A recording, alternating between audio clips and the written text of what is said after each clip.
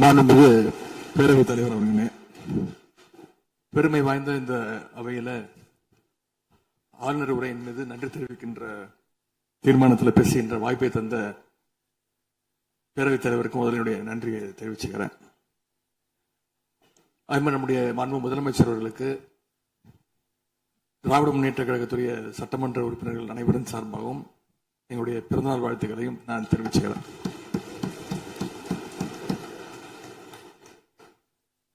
இந்த புதிய ஆட்சி அமைஞ்சு சரியா 40 நாட்கள் கடந்திருக்கு. ஆளுநர் உரையின் போது நானும் எங்களுடைய சட்டமன்ற உறுப்பினர்களும் இந்த 40 நாட்கள்ல இந்த அரசு என்னென்ன பணிகள் செஞ்சிருக்கு, ஏதாவது திட்டங்கள் கொண்டு வந்திருக்காங்களா, ஏதாவது சாதனைகள் செஞ்சிருக்காங்களான்னு ஆவலோடு காத்துக்கிட்டு இருந்தோம். எங்களுக்கு வெறும் ஏமாற்றம் மட்டுமே எஞ்சியது. அப்படி எதுவுமே ஆளுநர் உரையில எங்களுடைய கண்களுக்கு படவில்லை, எங்களுடைய காதுகளுக்கு கேட்கவில்லை. ஒரு நம்பிக்கை வாக்கெடுப்பின் போது நான் பேசும்பொழுது குறிப்பிட்டு பேசினேன், ஆளுநர் வருவாரு, ஆளுநர் உரையின் மீது வந்து பேசும்போது தமிழ்தாய் வாழ்த்துக்கு முதலிடம் கொடுங்க அப்படின்னு சொன்னேன். பேரவையின் அனுமதியுடன் அலுவல் நேரம் நீட்டிக்கப்படுகிறது. அதே போல தமிழ்தாய் வாழ்த்து முதல்ல பாடப்பட்டுச்சு. உடனடியாக தேசிய கீதமும் பாடப்பட்டுச்சு. தமிழ்தாய் வாழ்த்து ஒரு முறையும் தேசிய கீதம் 2 முறையும் பாடப்பட்டுச்சு. மரபு மீறல் நடந்திருக்கு. இதுவரை கடைபிடிக்கப்பட்டு வந்த மரபை மீறி 2 முறை தேசிய கீதம் பாடப்பட்டிருக்கு. இதே கோரிக்கையை இதற்கு முன்பு இருந்த ஆளுநர் எங்களுடைய ஆட்சி காலத்திலையும் வச்சிருந்தார். ஆனா எங்களுடைய தலைவர் அப்பொழுது மிக உறுதியாக இருந்து இந்த அவையுடைய இறையாண்மையை நாங்க பாதுகாத்திருக்கிறோம். பதவியேற்பு தான் ஆளுநர் மாளிகையில நடந்துச்சு. அங்க அவர் கேட்டுக்கொண்டபடி தேசிய கீதம் வந்தே மாதரம் எல்லாம் பாடினாங்க. ஆனா இப்போ ஆளுநர் உரை மக்களால் தேர்ந்தெடுக்கப்பட்ட பிரதிநிதிகள், சட்டமன்ற உறுப்பினர்கள் நாம பணி செய்கின்ற இந்த சட்டமன்றத்துல தான் வாசிக்கப்பட்டிருக்கு. இது நம்மளோட டெரிட்டரி. இந்த நம்மளுடைய டெரிட்டரிய ஏன் ஆளுநர்கிட்ட கொடுக்கிற அளவுக்கு இங்க என்ன காம்ப்ரமைஸ் நடந்துச்சு அப்படின்னு மக்கள் கேட்க ஆரம்பிச்சிருக்காங்க. மாண்பு உறுப்பினர், ஆளுநர் உரையாற்ற வந்தபோது தமிழ்தாய் முதல்ல பாடப்பட வேண்டும் என்கின்ற இந்த அரசின் உறுதியான கொள்கையில் நாங்கள் நின்றோமா, இந்த அவை நின்றதா என்பதை நீங்கள் முதல்ல பார்க்க வேண்டும். நாட்டுப்பண் 2 முறை பாடியதில் என்ன தவறு என்று எனக்கு தெரியவில்லை. நாட்டுப்பண் 2ஆம் முறை பாடிய தவறு என்று நீங்கள் சொல்ல வருகின்றீர்களா? அப்படி தவறு என்றால் அது எந்த அடிப்படையில் தவறு என்று சொல்ல வருகிறீர்கள்? நமக்கு வேண்டியது நம்முடைய தாய்மொழிக்கு முக்கியத்துவம் தர வேண்டும், உறுதியாக நிற்க வேண்டும். இந்த அரசு எந்த சர்ச்சையும் ஏற்படுத்தாமல் நிதானமாக உறுதியாக தாய் தமிழ்தான் எங்களுக்கு அடிப்படை என்பதை வைத்து தமிழ்தாய் வாழ்த்தை பாட வைத்தார்களா இல்லையா? அந்த தமிழ்தாய் வாழ்த்தை பாட முடியாமல் வேறு விதமாக இந்த அவை திசை திருப்பப்பட்டு பல்வேறு பிரச்சனைகளுக்கெல்லாம் ஆளான காரணங்களை எல்லாம் 22ஆம் ஆண்டு பார்த்தோம், 23 பார்த்தோம், 24 பார்த்தோம், 25 பார்த்தோம், 26 பார்த்தோம். இந்த ஆண்டு தமிழ்தாய் வாழ்த்தை முதலில் பாட வைத்து தேசிய கீதத்தை 2 முறை பாடியதில் எந்த தவறும் இருப்பதாக நாங்கள் கருதவில்லை. அப்படி பாடியது தவறு நீங்களும் கருதிடக்கூடாது என்று நான் சொல்ல விரும்புகின்றேன். பேரவைத் தலைவர் அவர்களே, நாங்கள் கேட்டுக்கொண்டதுபடி தமிழ்தாய் வாழ்த்து முதல்ல ஒரு வாட்டி பாடிட்டீங்க. பொதுவா இந்த அவையில் இருக்கக்கூடிய மரபு கடந்த காலங்களில், கடந்த ஆட்சி காலங்களில் தமிழ்தாய் வாழ்த்து ஒரு முறையும் நிகழ்ச்சி முடிஞ்சோடனே தேசிய கீதம் ஒரு முறையும் தான் பாடப்பட்டு நிகழ்ச்சிகள் முடியும். ஆனா இந்த முறை நாங்கள் கேட்பது ஏன் 2 முறை தேசிய கீதம் பாடப்பட்டது அப்படிங்கிறது மட்டும்தான் எங்களுடைய கேள்வி. அப்படின்னா தமிழ்தாய் வாழ்த்தையும் 2 முறை நீங்கள் பாட சொல்லி உங்களுடைய ஆளுநர்கிட்ட நீங்க ஒரு கோரிக்கை வச்சிருந்திருக்கலாம். அது இங்க பேசும்போது உறுப்பினர்கள்லாம் ஆளுநர் அவ்வளவு மகிழ்ச்சியாக இருக்கிறாங்கன்னு சொல்லி ஆளுநரை விட நீங்கெல்லாம் ரொம்ப மகிழ்ச்சியா இருக்கிறீங்க. தமிழ்தாய் வாழ்த்தை வந்து ஆளுநர் முன்னாடி நாங்க பாடி காட்டிட்டோம் அப்படின்னு பெருமை பொங்கு இங்க எல்லாம் பேசிக்கிட்டு இருக்கிறீங்க. நீங்க சொல்றத பார்த்தா தமிழ்தாய் வாழ்த்தை விட ஆளுநர் தான் உங்களுக்கு முக்கியம் அப்படிங்கிற எண்ணம் எங்களுக்கு ஏற்படுது, மக்களுக்கும் ஏற்பட்டுக்கிட்டு இருக்கு. நாட்டுக்கு தாடியும் பொதுப்பணித்துறை அமைச்சர். மாண்புமிகு பேரவைத் தலைவர்களே, தமிழ்தாய் வாழ்த்து எங்களுடைய முதல்வருக்கு உயிருக்கு எந்த அளவிற்கு முக்கியமோ அதே அந்த அளவுக்கு நாங்கள் முக்கியத்துவத்தை தருவோம். மாண்புமிகு எதிர்க்கட்சி சொல்லக்கூடிய நோக்கம் தமிழக மக்களுக்கு தவறுதலா சொல்லக்கூடாதுங்கிற பதிவை நாங்கள் செய்கிறோம். எங்களுடைய முதலமைச்சருடைய எண்ணம் என்ன, தமிழக மக்களுடைய எண்ணமோ அதுதான் எங்களுடைய முதலமைச்சருடைய எண்ணம். கடந்த 3-4 வருடங்களாக தமிழ்தாய் வாழ்த்து இங்க பாடப்படல. ஆளுநரை எதிர்த்தீர்கள், வெளிநடப்பு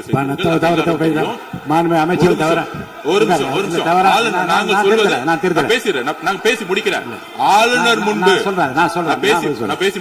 ஆளுநர் முன்பு மாண்புமிகு அமைச்சர் அவர்கள் ஒண்ணு தமிழ்தாய் வாழ்த்து பாடப்பட்டது. இல்ல நான் சொன்னது, நான் கருத்து என்னன்னா ஆளுநர் முன்பு பாடப்பட்டது கிடையாது. அதுதான் நான் சொல்ல வரேன். நான் பேசிடுறேன். ஆளுநர் புறக்கணித்தார், அதற்கு பின்பு பாடப்பட்டது. ஒரு நிமிஷம் நான் பதிவு பண்ணி, ஒரே நிமிஷம் நான் பதிவு பண்ணிடுறேன். நான் எங்களுடைய பதிவை நாங்க பதிவு பண்ணிடுறோம். அதுல சொன்ன வார்த்தைகள் வந்து எங்களுக்கு கஷ்டமா இருந்துச்சு. காம்ப்ரமைஸ்ங்கிற வார்த்தை எங்களுக்கு கடினமா இருந்துச்சு. நாங்க திருப்பியும் நாங்க பதிவு பண்ணிக்கிறோம். எந்த விதமான காம்ப்ரமைஸும் கிடையாது. உறுப்பினர் பேரவைத் தலைவர்களே, நாங்க மீண்டும் அதான் கேட்கிறோம். தமிழ்தாய் வாழ்த்து ஒரு முறை பாடிட்டீங்க, அதுக்கு வாழ்த்துக்கள். ஏன் தேசிய கீதம் 2 முறை பாடப்பட்டுச்சு?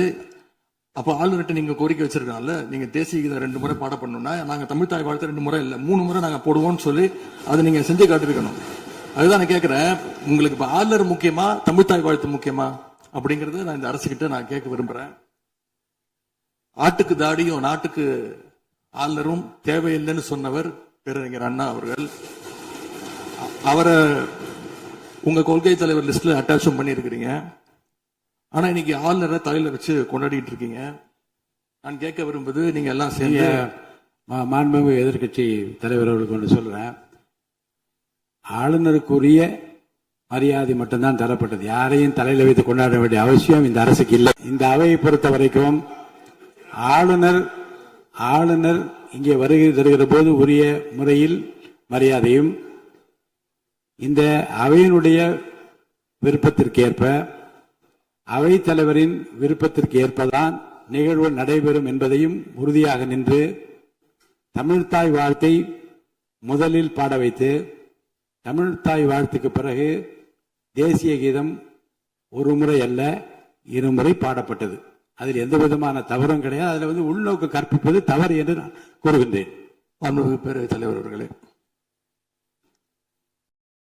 கலா யதார்த்தத்துக்கும் ஆளுநர் உரைக்கும் மிகப்பெரிய வித்தியாசம் இருக்கின்றது. மிகப்பெரிய வேறுபாடு எங்களுக்கு தெரிகின்றது. ஆளுநர் உரை என்பது அரசனுடைய கொள்கைகளை, திட்டங்களை, விஷன் அண்ட் மிஷன் ஸ்டேட்மெண்ட் அப்படின்னு சொல்லுவாங்க. அதன்படி அமைந்திருக்க வேண்டும். ஆனா இந்த அரசனுடைய ஆளுநர் உரையில இருக்கக்கூடிய அனைத்து கண்டென்ட்டுமே ஆளுங்கட்சியினர் சோசியல் மீடியால ரீல்ஸ் போடுறதுக்கு உதவுமே தவிர ரியல் பிரச்சனைகளுக்கு கை கொடுப்பதாக, உதவுவதாக, எந்த சொல்யூஷனும் தருவதாக எங்களுக்கு தெரியவில்லை. வழக்கமாக எதிர்க்கட்சி தலைவர்கள், எதிர்க்கட்சிகள் ஆளுங்கட்சிகளுடைய நிறை குறைகளை பேசுறது வழக்கம். அதுதான் எதிர்க்கட்சியுடைய பொறுப்பு, அதுதான் கடமை. ஆனா இப்ப இருக்கக்கூடிய ஆளுங்கட்சியை விமர்சனம் செய்யறதுல முந்தைய எதிர்க்கட்சிகளை விட எங்களுக்கு அதிக பொறுப்பும் அதிக உரிமையும் இருக்கு அப்படின்னு நாங்க நம்புறோம். அதுக்கு காரணம், எங்களுடைய கூட்டணி கட்சியாக இருந்து எங்களுடைய உடன்பிறப்புகளுடைய வாக்குகளை வெற்றி பெற்றவர்களுடைய ஆதரவுல தான், எங்களுடைய தயவுல தான் இன்னைக்கு இந்த அரசு நடந்துகிட்டு இருக்கு என்பதை நீங்கள் கருத்து கொள்ள வேண்டும். இன்னும் சொல்ல போனா, நாங்க இன்னைக்கு எதிர்கட்சியில் வரிசையில மட்டும் இல்ல, ஆளுங்கட்சி வரிசையிலும் எங்களுடைய வாக்குகள் அமர்ந்திருக்கு. ஆனால் நான் மீண்டும் ஏற்கனவே சொன்னது மாதிரி நாங்கள் வெறும் எதிரி கட்சியாக இல்லாமல் ஒரு ஆக்கப்பூர்வமான எதிர்க்கட்சியாக செயல்பட விரும்புகின்றோம். அந்த நிலைமையில இன்னைக்கு பல்வேறு பிரச்சனைகளை எடுத்து வைக்க விரும்புகின்றேன். முதல்ல கடந்த 2 மாதங்களாக எங்களுடைய வேண்டுகோளை ஏற்று கலைஞர் மகளிர் உரிமை தொகையை 15ஆம் தேதி கரெக்டா மகளுடைய அக்கௌண்ட்ல போட்டதுக்கு எங்களுடைய நன்றியை நாங்கள் தெரிவிச்சுக்கிறோம். அதே போல எங்களுடைய தலைவர் அவர்களால் தொடங்கப்பட்ட முதலமைச்சர் காலை உணவு திட்டம் 1ஆம் வகுப்பிலிருந்து 5ஆம் வகுப்பு வரைக்கும் நாங்கள் கொடுத்துட்டு இருந்தோம். அதை வர செப்டம்பர் மாதத்திலிருந்து தந்தை பெரியாருடைய பிறந்த நாள்ல இருந்து 8ஆம் வகுப்பு வரைக்கும் நீங்க நீட்டிக்க போவதாக செய்திகள்ல பார்த்தேன். எனவே எங்களுடைய திட்டத்தை நீங்கள் இன்னைக்கு எக்ஸ்டெண்ட் பண்ணியிருக்கிறதுக்காக மீண்டும் எங்களுடைய பாராட்டுகளையும் நன்றிகளையும் முதல்ல நான் தெரிவிச்சுக்கிறேன். ஆனா எங்களுடைய முதலமைச்சர் அவர்கள் தொடங்கின நான் முதல்வன் திட்டத்தை நீங்க முடக்கிற முயற்சியில இறங்கியிருக்கீங்கன்னு கேள்விப்பட்டோம். தமிழ்நாட்டில் இருக்கக்கூடிய ஒவ்வொரு இளைஞர்களும் அவங்களுடைய துறைகள்ல நான் முதல்வன் அப்படின்னு உருவாகணும்னு தான் எங்களுடைய தலைவர் இந்த திட்டத்தை கொண்டு வந்தாங்க. இந்த நான் முதல்வன் திட்டத்தில் மட்டும் பாத்தீங்கன்னா கடந்த 4 வருடங்கள்ல 41 லட்சம் மாணவர்கள் இதுல டைரக்டா பெனிஃபிட் அடைஞ்சிருக்கிறாங்க. நான் முதல்வன் திட்டத்தின் மூலம் பள்ளிக்கூடம் செல்லுகின்ற மாணவர்களுக்கு அடுத்து அவங்களுடைய ஹையர் ஸ்டடிஸ் என்ன, எப்படி படிக்கணும், எந்த கோர்ஸ் எடுக்கணும் அப்படின்னு அவங்களுக்கு கைடன்ஸ் கொடுத்துருக்கிறோம். அதே மாதிரி உயர்கல்வி படிக்கின்ற மாணவர்களுக்கு எங்க போய் வேலைக்கு சேரணும், அவங்களுடைய எம்ப்ளாய்மெண்ட் ஸ்டெபிலிட்டியை நாங்க ஸ்ட்ரென்த் பண்ணிருக்கோம். முக்கியமா நான் முதல்வன் திட்டத்தின் மூலமா யூபிஎஸ்சி மாதிரியான சிவில் சர்வீசஸ் தேர்வுக்கு தயாரிக்கின்ற மாணவர்களுக்கு ஹாஸ்டல் வசதியோட பயிற்சியும் வழங்கப்பட்டிருக்கு. பிரிலிம்ஸ் தேர்வாளர்களுக்கு மாசம் 7,500 ரூபாய், மெயின்ஸ் தேர்வாகிறவங்களுக்கு மாசம் 25,000 ரூபாய் கல்வி ஊக்கத்தொகையை இந்த நான் முதல்வன் திட்டத்தின் மூலம் எங்களுடைய அரசு கொடுத்துச்சு. அது மட்டும் இல்ல, டெல்லிக்கு இன்டர்வியூக்கு போயிட்டு வர்றதுக்கு அவங்களுக்கான போக்குவரத்து கட்டணத்தையும் அந்த செலவையும் அரசே ஏற்றிருக்கு நான் முதல்வன் திட்டத்தின் மூலமாக. சென்ற ஆண்டு மட்டும் தமிழ்நாட்டில் இருந்து யூபிஎஸ்சி கிளியர் பண்ண 60 பேர்ல 56 மாணவர்கள் இந்த நான் முதல்வன் திட்டத்தின் மூலம் பயன்பெற்றவங்க. அதுல இன்னும் குறிப்பிட்டு சொல்லணும்னா ஆல் இண்டியா லெவல்ல 2nd பிளேஸ் படிச்ச சகோதரி ராஜேஸ்வரி நான் முதல்வன் திட்டத்தில் பயன்பெற்றவங்க.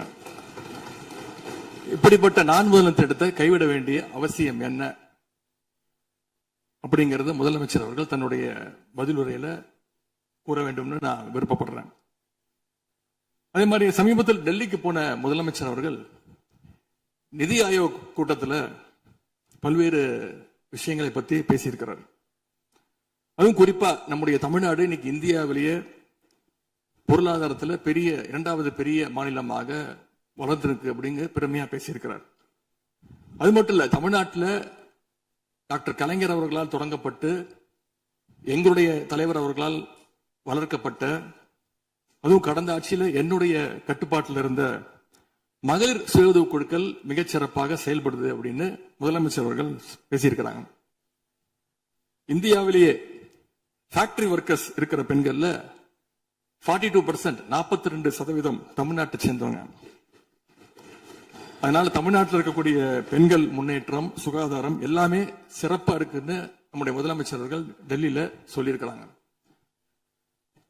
திரைப்படங்கள்ல தான் பாத்தீங்கன்னா ஒரே பாட்டுல ஏழையா இருக்கிறவன் ஒரே பாட்டுல 5 நிமிஷத்துல 4 நிமிஷத்துல பெரிய பணக்காரன் ஆயிடுவான்.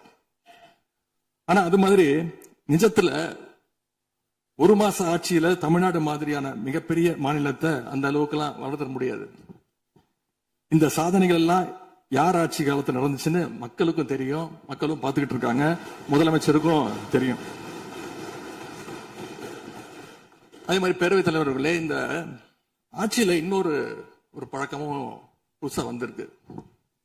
அதாவது எங்களுடைய திராவிட மாடல் ஆட்சியில நாங்க எடுத்த நடவடிக்கையால ஏதாவது நல்லது நடந்தா உடனே அதுக்கு ஸ்டிக்கர் ஒட்டிடுறாங்க. அது மட்டும் இல்ல, ஃபர்ஸ்ட் டைம் எவர் இந்த ஹிஸ்டரி அப்படின்னு சொல்லிடுறாங்க.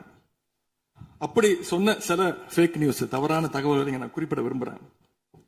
பஸ்ல மூத்த குடிமக்கள் கட்டணமில்லா பயணம் மேற்கொள்ள, மூத்த குடிமக்கள், பள்ளி மாணவர்கள் அவங்க எல்லாம் கட்டணம் இல்லாம பயணம் மேற்கொள்ள இந்த ஆட்சியில தான் முதல்ல அந்த திட்டம் கொண்டு வரப்பட்டது அப்படின்னு ஃபேக் நியூஸ் பரப்பிட்டாங்க. இதெல்லாம் ஏற்கனவே இருக்கக்கூடிய திட்டங்கள், எங்களுடைய ஆட்சியில கொண்டு வரப்பட்ட திட்டங்கள். அது மட்டும் இல்ல, அரசு பள்ளியில வழங்கப்படுகின்ற ஸ்கூல் பேக்ல முதலமைச்சரோட புகைப்படம் இல்லாம இப்பதான் முதல்ல வழங்குறோம் அப்படின்னு, ஃபர்ஸ்ட் டைம் இந்த ஹிஸ்டரி அப்படின்னு டேக் போட்டு ஃபேக் நியூஸை தொடர்ந்து பரப்பிட்டு இருக்கிறாங்க. இதெல்லாம் எங்களுடைய திராவிட முன்னேற்ற கழகம், எங்களுடைய திராவிட மாடல் அரசுல எங்களுடைய முதலமைச்சர் கொண்டு வந்த திட்டங்கள். இப்படி இவங்க ஸ்டிக்கர் ஒட்டின லிஸ்ட் மிகப்பெரிய லிஸ்ட். இன்னொரு முக்கியமான விஷயம் பத்தி இந்த நேரத்தில் பதிவு செய்ய விரும்புறேன். அறநிலையத்துறையின் அசையும் மற்றும் அசையா சொத்துக்களின் வருவாய் அதன் புனிதமான நோக்கத்திற்கு மட்டுமே பயன்படுத்தப்படும் அப்படின்னு ஆளுநர் உரையில இடம்பெற்றிருக்கு. இந்த கருத்தை பார்க்கும் பொழுது அறநிலையத்துறையே இருக்கக்கூடாது அப்படின்னு சொல்ற பாஜகவுடைய குரலாகத்தான் தாவேக அரசும் சொல்லுதா அப்படிங்கிற சந்தேகம் எங்களுக்கு வருது. பாஜகவும் வலதுசாரிகளும் சொல்றது இதுதான். அறநிலையத்துறை பள்ளி கல்லூரிகளை நடத்தக்கூடாது, அறநிலையத்துறை பள்ளி கல்லூரிகளை நடத்தக்கூடாது அப்படின்னு சொல்லிட்டு இருக்கிறாங்க. இதுக்காக வழக்கும் தொடர்ந்து இருக்கிறாங்க.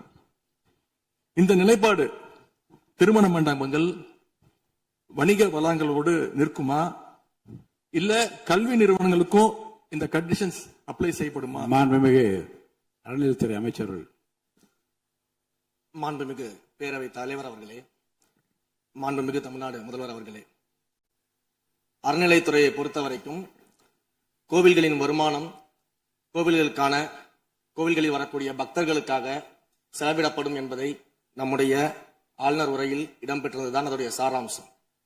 இன்னொன்று, சமீபத்தில் வெளியிடப்பட்ட திருமண மண்டபங்கள் மற்றும் வணிக வளாகங்கள், அந்த பணிகள் துவங்கப்படாத பணிகள் நிறுத்தப்பட்டது என்பது, இந்த பணிகளை பொறுத்த வரைக்கும் நாம் ஆராய்ந்த வரைக்கும் அந்த கோவில்களில் பொதுமக்களுக்கு தேவையான அடிப்படை வசதிகள், பொதுமக்களுக்கு தேவையான தங்குமிட வசதிகள், பொதுமக்கள் பக்தர்கள் வரப்போது அவர்களுக்கு தேவையான அடிப்படையிலான கழிப்பறை வசதிகள் போன்ற இந்த வசதிகளை மேம்படுத்துவதை காட்டிலும் இவர்கள் கமர்ஷியலாக கோவில்களுக்கு திருமண மண்டபங்கள் கட்டுவதிலும் வணிக வளாகங்கள் கட்டுவதிலும் அதன் மூலமாக வருவாய் ஈட்டுவதை மட்டுமே குறிக்கோளாக வைத்துக் கொண்டு இந்த திட்டங்களை துவங்கியதன் காரணமாக மேலும் அதன் மீது பல்வேறு நீதிமன்ற வழக்குகள், ஸ்டே ஆர்டர்ஸ் இருப்பதனால நாம் அதையெல்லாம் ரத்து செய்து அறிவிச்சிருந்தோம். இதற்கு ஒரே ஒரு உதாரணமாக, எந்த அளவிற்கு கோவில்களை கமர்ஷியலாக மாற்றுவதற்கு கடந்த ஆட்சி காலத்தில் முயற்சி செய்து கொண்டிருந்தார் என்பதற்காக ஒரே ஒரு சிறிய உதாரணத்தை மட்டும் சொல்லிடுறேன். அருள்மிகு குன்னூரில் இருக்கக்கூடிய அருள்மிகு விநாயகர் திருக்கோயில், ஏறத்தாழ அந்த கோயில்கள் இருந்து கோயில் நிதியை பயன்படுத்தி 10 கோடி ரூபாய்க்கு 10 கோடி ரூபாய் மதிப்பில ஒரு மல்டி லெவல் கார் பார்க்கிங் வசதியை அந்த கோயிலுக்கு ஏற்படுத்துவதற்கான திட்டத்தை இந்த அரசு அனுமதித்திருக்கிறது. இதற்கு முன்னால் இருந்தக்கூடிய அமைச்சர் அவர்கள் அதை அறிவித்திருக்கிறாங்க. அந்த கோயில்ல ஒட்டுமொத்தமாக மாதத்திற்கு வரக்கூடிய பக்தர்களின் எண்ணிக்கையே 500 தான் ஆவரேஜா. அதே போல அந்த கோவில்களுக்கு அடிப்படையில கழிப்பறை வசதி கூட கிடையாது. இது மட்டும் இல்ல, குன்னூர் மற்றும் உதகையை சுற்றி இருக்கக்கூடிய அனைத்து பகுதிகளிலும் இருக்கக்கூடிய 50 கோவில்கள்ல பேசிக்கா இருக்கக்கூடிய டாய்லெட் ஃபெசிலிட்டிஸ் கூட அங்க இருக்கக்கூடிய கோயில்களுக்கு கிடையாது. அப்படிப்பட்ட இடங்கள்ல கோயில் நிதியை பயன்படுத்தி எதற்காக மல்டி லெவல் கார் பார்க்கிங் தேவைப்படுது? அப்ப இது கமர்ஷியல் திட்டங்கள் இல்லையா? கோவில் நிதியை இப்படி கமர்ஷியலாக பயன்படுத்துவதற்கு எதிராக தான் நாம இந்த திட்டங்களை எல்லாமே தடுத்து, இந்த திட்டங்கள் தேவையில்லை, அதற்கு பதிலாக நம்முடைய அரசாணையிலே வெளியிட்டிருக்கிறோம். மிக தெளிவாக கடைசி வரியை படித்து பார்த்தால் எல்லாருக்கும் தெரியும். இந்த கோவில் நிதியை பயன்படுத்தி கோவிலும் பக்தர்களும் பயன்படக்கூடிய வகையில மாற்று திட்டங்களை உருவாக்கும்ன்ற வரியை நம்ம மென்ஷன் பண்ணியிருந்தோம். எந்த இடத்திலேயுமே மக்கள் பயன்படக்கூடிய கல்வி நிலையங்களையோ இல்ல இது போன்ற மருத்துவ வசதிகளையோ நாம செய்து தரமாட்டோம்னு சொல்லல. இன்னும் சொல்ல போனா, கடந்த 5 ஆண்டுகள்ல ஒன்றிய அரசின் நிதி உதவியோடு பழனியில பாத்தீங்கன்னா ஒரு சித்த மருத்துவமனை கட்டுவதற்கான நிதி உதவியை ஒன்றிய அரசு தருவதற்கு தயாராக இருந்தது. ஆனா கடந்த ஆட்சியில அந்த திட்டத்தை அப்படியே கிடப்புல போட்டுட்டு கேட்டா ரெக்கரிங் செலவை எங்களால ஏத்துக்க முடியாது அப்படின்னு சொல்லி கிடப்புல போட்டு வச்சிருந்த இந்த திட்டத்தை நாம இன்றைக்கு கையில் எடுத்து அதை துவங்குவதற்கான ஆய்வில் இறங்கியிருக்கிறோம். அப்ப எந்த இடத்திலையுமே மக்கள் பயன்பெறக்கூடிய திட்டங்களை நாம தடுக்கவும் இல்ல, நாம யாருக்கும் பி டீமாக இருந்து வேலை செய்ய வேண்டிய அவசியமும் இல்ல. கோயில்களின் நிதியை ஒரு காலமும் கமர்ஷியலாக பயன்படுத்த வேண்டிய அவசியமும் மாண்புமிகு தமிழ்நாடு முதலமைச்சர் தலைமையிலான தமிழக வெற்றி கழகத்தின் ஆட்சிக்கு தேவையும் இல்லை. மாண்புமிகு உறுப்பினர் சேகர் பாபு. மாண்புமிகு பேரவைத் தலைவர் அவர்களே, இந்து சமய அறநிலைத்துறை கொடைகள் என்ற ஒரு சட்டம் இருக்கின்றது. அந்த சட்டத்தில் விதி 69 என்ற குறிப்பிடப்பட்டிருக்கின்ற அந்த பணிகள் சட்ட விதிகளுக்கு உட்பட்டு சட்டத்தின் 36 பிரிவிலிருந்து தான் இந்த பணிகள் மேற்கொள்ளப்பட்டன. குறிப்பாக ஏதோ அமைச்சரே முடிவு செய்து திருமண மண்டபங்களையும் வணிக வளாகங்களையும் ஏற்படுத்துவதற்கு உத்தரவிட்டதாக மாண்புமிகு அமைச்சர் அவர்கள் அவைக்கு உண்மைக்கு புறம்பான தகவலை தந்து கொண்டிருக்கின்றார். ஒவ்வொரு திட்டங்களும் அன்றைய காலகட்டத்தில் இருந்த சட்டப்பேரவை உறுப்பினர்களுடைய பரிந்துரையின் அடிப்படையில், சட்டப்பேரவை உறுப்பினர்கள் கேட்டுக்கொண்டதற்கு அடிப்படையில் தான் அனைத்து திட்டங்களும் அந்த காலகட்டங்களில் கொண்டு வரப்பட்டது. அதோடு மட்டுமல்ல, உறுப்பினர் அவர்கள் குறிப்பிட்டு கூறினார், குன்னூரிலே மல்டி லெவல் கார் பார்க்கிங் கொண்டு வரப்பட்டது என்று. அங்கே இருக்கின்ற 56 கோயில்களையும் நான் குன்னூரிலே 5 நாட்கள் ஊட்டியிலே முகாமிட்டு அனைத்து கோயில்களுக்கும் நேரடியாக சென்று ஆய்வு செய்தோம். அந்த ஆய்வின் அடிப்படையில் அந்த திருக்கோயில்களுக்கு வருகின்ற பக்தர்களுடைய அடிப்படை தேவைகளுக்கு வருமானத்தை உயர்த்துவதற்காக குன்னூருக்கு சுற்றுலாவிற்கு வருகின்ற மக்களுடைய வாகனங்கள் போதிய அளவிற்கு பார்க்கிங்களுக்கு இடமில்லாமல் தவிர்க்கின்ற சூழ்நிலையில் அங்கே மல்டி லெவல் பார்க்கிங் கொண்டு வந்தால் நகராட்சி பரிந்துரையின் அடிப்படையில் வருமானம் பெருகும்.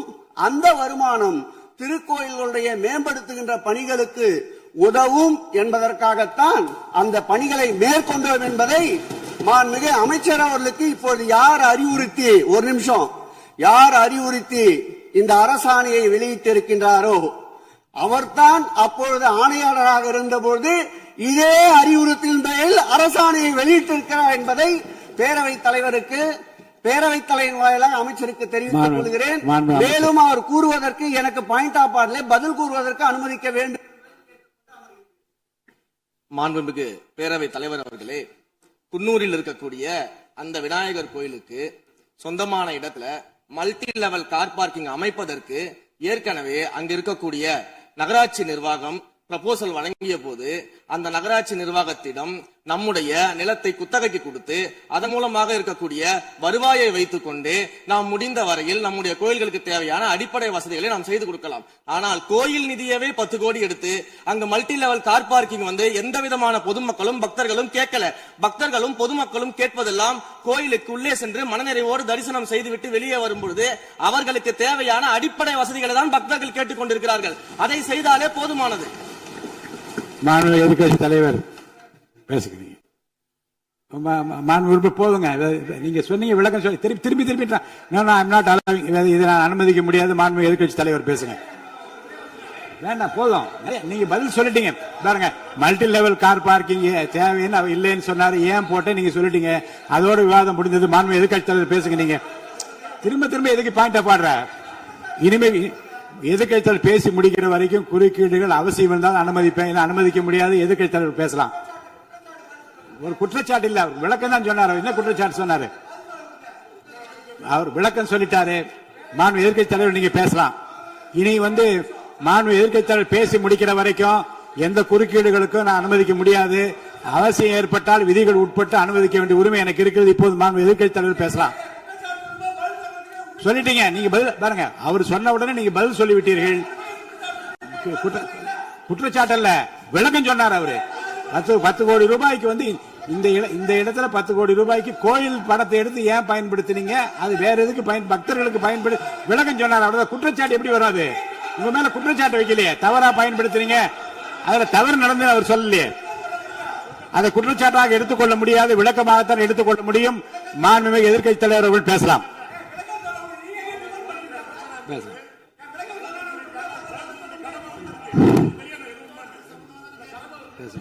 அவை முன்னவர். மாண்புமிகு பேரவைத் தலைவர் அவர்களே, அவை முன்னவர்கள் அதற்கான விளக்கத்தை சொல்லியிருக்கிறார்கள். இந்த அறநிலையத்துறை அமைச்சர் அவர்கள் விளக்கத்தை சொன்னார்கள். நீங்கள் அதற்கும் விளக்கத்தை கேட்டு பதிலளித்திருக்கிறீர்கள். மீண்டும் மீண்டும் அவர் சொல்வதற்கெல்லாம் பதிலளிப்பதற்கு அவை நேரமில்லை. மாண்புமிகு எதிர்க்கட்சி தலைவர் அவர்கள். மாண்புமிகு பேரவைத் தலைவர்களே, முன்னாள் அமைச்சர் அறநிலையத்துறை அமைச்சர் அதற்கான சரியான விளக்கத்தை கொடுத்திருக்கிறார். இப்போ இருக்கக்கூடிய மாண்புமிகு அமைச்சர் அவர்களும் சில விளக்கங்களை கொடுத்திருக்கிறார். கார் பார்க்கிங் ஃபெசிலிட்டி என்பதும் ஒரு அத்தியாவசிய தேவைதான். அது ஒன்றும் தேவையில்லாத ஒரு, எல்லாருமே இப்ப கார் வச்சிருக்கிறாங்க, கோயிலுக்கு வரவங்க கார்லயும் தான் வருவாங்க. எனவே அதுவும் ஒரு தேவைப்படுகின்ற ஒரு வசதி தான். நான் கேட்டுக்கொள்வதெல்லாம், எங்களுடைய ஆட்சியில அறநிலையத்துறை சார்பாக 4 கல்லூரிகளை திறந்திருக்கிறோம். ஆண்டுக்கு 1500 மாணவர்கள் படிச்சுட்டு இருக்கிறாங்க. அதெல்லாம் நீங்க தொடர போறீங்களா, இல்ல அந்த திட்டத்தை கைவிட போறீங்களா அப்படிங்கறதா உங்களுடைய நிலைப்பாடு என்ன என்பதுதான். மாண்புமிகு உறுப்பினர் சொல்லிட்டாங்க. அதாவது ஏற்கனவே கல்லூரிகள் மற்ற அமைப்பில் எந்த விதமான தடையெல்லாம் அதையும் நாங்கள் தொடருவோம் என்ற வார்த்தை அவர் பேசும்போது குறிப்பிட்டிருக்கிறார். நன்றி. மாண்புமிகு பேரவைத் தலைவர் அவர்களே, தமிழ்நாட்டில் இருக்கக்கூடிய 12 மாநகராட்சிகளிலும் தூய்மை பணி செய்வதை தனியார் மயம் செய்ய போகிறதாக தொலைக்காட்சிகளையும் பத்திரிகைகளையும் தொடர்ந்து செய்திகள் வந்து கொண்டிருக்கிறது. கடந்த காலத்துல போராடிய தூய்மை பணியாளர்கள் எல்லாம் நேரில் சந்திச்சிருக்கார் இன்றைய முதலமைச்சர் அவர்கள். ஆட்சிக்கு வந்ததும் தூய்மை பணியாளர்களா பணி நிரந்தரம் செய்வோம் அப்படின்னு அப்ப வாக்குறுதியும் கொடுத்திருக்கிறாரு. ஆனா இன்னைக்கு சொன்னதுக்கு நேர் எதிரா தனியார் மயம் அப்படின்னு செய்திகள் வந்து கொண்டிருக்கிறது.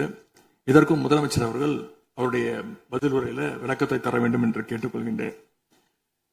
மாண்புமிகு பேரவைத் தலைவர் அவர்களே, சும்மா சொல்லக்கூடாது. நம்முடைய முதலமைச்சர் அவர்கள் ஆட்சிக்கு வந்த ஒரே மாசத்துல தமிழ்நாட்டிலே தன்னுடைய பெரம்பூர் தொகுதியை நம்பர் 1 தொகுதியாக மாத்தி காட்டிட்டார். எதுல நம்பர் 1 பாத்தீங்கன்னா, இன்னைக்கு தமிழ்நாட்டிலேயே மின்வெட்டுல நம்பர் 1 தொகுதி பெரம்பூர் தொகுதி தான். அதுவும் ஆளுங்கட்சிக்காரங்க என்ன தெரியுமா பேசிக்கிட்டு இருக்காங்க, அண்ணன் பவருக்கு வந்தா தமிழ்நாடு மாறும்னு பார்த்தோம், ஆனா அண்ணன் கைக்கு பவர் வந்த நாள்ல இருந்து தமிழ்நாட்டுக்கே பவர் போயிடுச்சு அப்படின்னு இன்னைக்கு ஆளுங்கட்சிக்காரர்கள் பேசிட்டு இருக்கிறாங்க. மாண்புமிகு மின்துறை அமைச்சர். மாண்புமிகு பேரவைத் தலைவர் அவர்களே,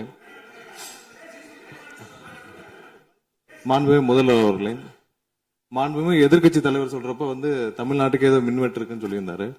நாங்கள் ஒவ்வொரு நாளும் தமிழ்நாட்டில் எங்கெங்க எதனால மின்வெட்டு விழுதுன்னு நம்ம பப்ளிஷ் பண்ணிட்டே வரோம், டேஷ்போர்ட் பப்ளிஷ் பண்ணிட்டே வரோம். அதுல எதனால என்ன காரணம்னு சொல்லிட்டே வரோம். இந்த துறை ஏன் இப்படி இருக்குன்னு நாங்க ஏற்கனவே தெளிவா சொல்லிடுறோம். இந்த துறையோடைய இன்னைக்கு நிதிநிலை அறிக்கையில இந்த துறையில 2.5 லட்சம் கோடி கடன் இருக்கு. அது இல்லாமல் இந்த துறையில எந்தவித இன்ஃப்ராஸ்ட்ரக்சர் டெவலப்மெண்ட்டும் இவங்க கடந்த 5 ஆண்டுகள் 15 ஆண்டுகள் செய்யப்படவில்லை. இது சம்பந்தமாக விரிவான வெள்ளை அறிக்கை விரைவில் வெளியிடப்படும் நம்ம ஏற்கனவே சொல்லிடுறோம். அது இல்லாமல் இந்த துறைக்கு கடந்த 5 ஆண்டுகளாக எவ்வளவு பேர் ஆள் எடுத்தார்கள் என்று, எவ்வளவு பேர் வேலைக்கு ஆள் எடுக்கப்பட்டது என்பதையும் நாங்கள் இன்னும் ஒரு சில நாட்கள்ல இதற்கான விளக்கமாக வெள்ளை அறிக்கையை நாங்கள் கண்டிப்பாக வெளியிடுவோம். இந்த துறையில் பாத்தீங்கன்னா இப்ப வேக்கண்ட் மட்டும் 70,000 வேக்கண்ட் இருக்கு. இது எல்லாம் சீரமைத்து இந்த ஒரு வாரமாக 10 நாட்களாக மொத்தம் 125 குழுக்கள் அமைக்கப்பட்டிருக்கு. இந்த துறையில நம்ம எதனால இந்த மின்வெட்டுகளை சரி செய்ய 125 குழுக்கள் அமைக்கப்பட்டு 500 பேர் வெளியிலிருந்து கான்ட்ராக்ட் எல்லாம் எடுக்கப்பட்டு எங்கெங்கெல்லாம் மின்வெட்டுகள் இருக்கோ அது சரி செய்யப்பட்டிருக்கு. கடந்த ஒரு வாரமா நீங்க பாத்திருப்பீங்க, ஒவ்வொரு நாளும் எதனால் மின்சாரம் தட்டுப்படுதுன்னு சொல்லி பப்ளிஷ் பண்ணிட்டே இருக்கோம். பொதுவாக குற்றச்சாட்டுகள் சொல்லுவதை தவிர்த்து விட்டு எங்க ஸ்பெசிபிக்கா எந்த நாள்னு சொல்லிட்டு பெரம்பூர்ல அதான் சொல்றோமே, பெரம்பூர்ல எத்தனை முறை மின்சாரம் தட்டுப்படுச்சு, எதனால தட்டுப்படுச்சு, எவ்வளவு நேரத்தில் அது சீர் செய்யப்பட்டது, சரி செய்யப்பட்டதுன்னு பார்த்திருக்கோம். எங்கெங்கெல்லாம் ஃபியூஸ் திருட்டுகள் நடக்கப்பட்டதோ அவர்களெல்லாம் கைது செய்யப்பட்டிருக்கிறார்கள். அதே மாதிரி வேற எங்கெல்லாம் சிசிடிவி இல்லாத இடத்தில் இருக்குதோ அங்கெல்லாம் ரோந்து பணிகள் அதிகரிக்கப்பட்டிருக்கு. கடந்த 10 நாட்களாக எங்கெங்கெல்லாம் தேவையில்லாமல் மின்வெட்டுகள் ஏற்படுத்தப்பட்டதோ, ஓவர்ஃப்ளோ லோடு அதிகமாக அனுப்பப்பட்டு அதெல்லாம் உடனடியாக சீரமைக்கப்பட்டிருக்கு. ஒவ்வொரு நாளும் குறைஞ்சது 50 இருந்து 55 இடத்துல வந்து மின்சாரம் தட்டுப்பாடு அங்கங்க மின்வெட்டு ஏற்படுது. சோ அதுல 35 இடத்துக்கு கீழேயாவது 1 மணி நேரத்துக்குள்ள சரி செய்யப்பட்டு வருகிறது. அதுக்கான டேஷ்போர்டுக்கு தெளிவாக எதிர்க்கட்சி தலைவர் பார்த்து விட்டு பேசினால் நன்றாக இருக்கும். மாண்புமிகு முன்னாள் அமைச்சர் மாண்பு உறுப்பினர் செந்தில் பாலாஜி அவர்கள்.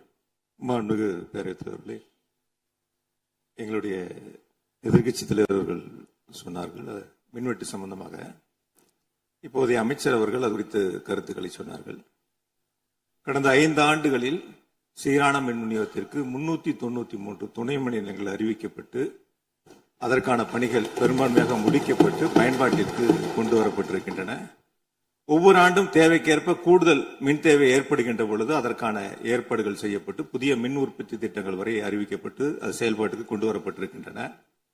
ஏறத்தாழ 90,000 மின்மாற்றிகள் கடந்த 5 ஆண்டுகளில் புதிதாகவும் பழுந்தடைந்ததையும் மாற்றி சீரமைக்கப்பட்டன. ஒரு அமைச்சர்கள் ஒரே நிமிஷம் சொல்லி முடிச்சார். அதாவது ஒவ்வொரு ஆண்டும் கூடுகின்ற பொழுது மின் தேவை கூடுகின்ற பொழுது அதற்கான ஏற்பாடுகளை நிர்வாக ரீதியாக செய்ய வேண்டியது அரசினுடைய கடமை. ஒரு அரசு பொறுப்பேற்ற பிறகு முதல் முறையாக அந்த அரசினுடைய துறையினுடைய உயர் அதிகாரிகளை அழைத்து ஆய்வுக் கூட்டங்களை நடத்தி என்னென்ன குறைபாடுகள் இருக்கின்றன அதை எப்படி நிவர்த்தி செய்யலாம் என்பது களையெடுக்க வேண்டியது அரசினுடைய கடமை, துறையினுடைய கடமை. எனக்கு தெரிந்தவரை இதுவரை மின்துறையில் அந்த மின் விநியோகத்தில் இருக்கக்கூடிய துறையினுடைய அதிகாரிகள் ஆய்வுக் கூட்டங்கள் வரை இதுவரை நடைபெறவில்லை. அதைத்தான் அங்கிருக்கு பணியாற்றக்கூடியவர்கள் சொல்கின்றார்கள். இப்பொழுது இருக்கக்கூடிய பணியாளர்களை வைத்துத்தான் கடந்த 5 ஆண்டுகளும் மிக சிறப்பாக எந்தவித மின் தடையும் இல்லாமல் சீரான மின் விநியோகம் வழங்கப்பட்டன. எனவே கடந்த காலங்களில் இருக்கக்கூடிய குறைகளை தொடர்ச்சியாக ஒரே கருத்துக்களை முன்வைப்பதை விட இந்த அரசு துறையினுடைய அதிகாரிகளை அழைத்து ஆய்வுக் கூட்டங்களை நடத்தி கடைமுறை வரை மின் விநியோகம் சீராக எடுத்து செல்வதற்கான முன்னெடுப்புகளை எடுக்க வேண்டும். எங்களுடைய எதிர்க்கட்சி தலைவர் துணை முதலமைச்சராக இருந்த பொழுது அவருடைய சேப்பாக்கம் திருவல்லிக்கேணியிலேயே பல்வேறு மின் திட்டங்களை தங்களுடைய திருக்கரங்களால் தொடங்கி வைத்திருக்கின்றார்கள். அது அனைத்து தொகுதியிலும் அனைத்து மின் திட்டங்களும் சிறப்பாக கடந்த 5 ஆண்டுகளில் நிறைவேற்றப்பட்டிருக்கின்றன. அதையும் நீங்கள் எடுத்து பார்த்து இனி என்னத்தை நீங்க உங்களுடைய பத்திரிகை செய்தியிலேயே கொடுத்திருக்கிறீங்க. 100க்கும் மேற்பட்ட துணை மின் நிலையங்கள் 10,000 கோடியில் பணிகள் தற்பொழுது நடைபெற்று வருகின்றன என்று உங்களுடைய பத்திரிகை செய்தியில இருக்கு. அப்ப இதெல்லாம் கடந்த காலங்களில் தொடங்கப்பட்ட திட்டங்கள். நீங்க எதையும் தொடங்கலன்னு பொத்தாம் பொதுவா சொல்வதை விட்டுவிட்டு என்னென்ன கூடுதலாக நாம் எடுத்துக்கொள்ள வேண்டும் என்பதை கவனத்திலே இந்த அரசு கொள்ள வேண்டும். மாண்புமிகு பேரவைத் தலைவர் அவர்களே, மாண்புமிகு உறுப்பினர் மாண்புமிகு உறுப்பினர் சொன்னப்ப சொன்னாரு அறிவிப்புகள் நிறைய செஞ்சிருக்கோம்னு. கடந்த ஆட்சியில் அறிவிப்புகள் மட்டும்தான் செஞ்சிருக்காங்க, எதையும் செயல்படுத்தவில்லை. அது இல்லாமல் அவர் சொல்லியிருக்கிறார் நாங்கள் அது சம்பந்தமாக வெள்ளை அறிக்கை 2 நாள்ல வெளியிடுவோம். நீங்க அமைதியா இருக்கலாம், 2 நாள்ல அது சம்பந்தம் வெளியிடுவோம். அது இல்லாமல் 90,000 டிரான்ஸ்பார்மர் வாங்கியதாக சொல்லியிருக்கிறார். அதில் 44,000 டிரான்ஸ்பார்மர் வாங்கியதற்கான சிபிஐ வழக்கு பதிவு செய்துள்ளது. அதுல அவங்க வாங்கின லட்சணம் எந்த லட்சணத்தில் அந்த டிரான்ஸ்பார்மர் வாங்கப்பட்டது அப்படின்னு தெரியும். அது இல்லாமல் அதற்கு முன்னால் இருந்த மின்சாரத்துறை அமைச்சர் அங்கே அமைதியா உட்கார்ந்து இருக்கிறார். முன்னாள் இருந்த மின்சாரத்துறை அமைச்சர் அமைதியா உட்கார்ந்து இருக்கிறார். இது தேவையற்ற விவாதத்தை எழுப்ப வேண்டாம். 2 நாட்கள்ல வெள்ளை அறிக்கை வெளியிடப்படும். அதற்கப்புறம் மின்சாரத்துறை மானிய கோரிக்கை சம்பந்தமாக அடுத்து மின்சாரத்துறை மானிய கோரிக்கை வரும்பொழுது தெளிவாக பேசிக் கொள்ளலாம்.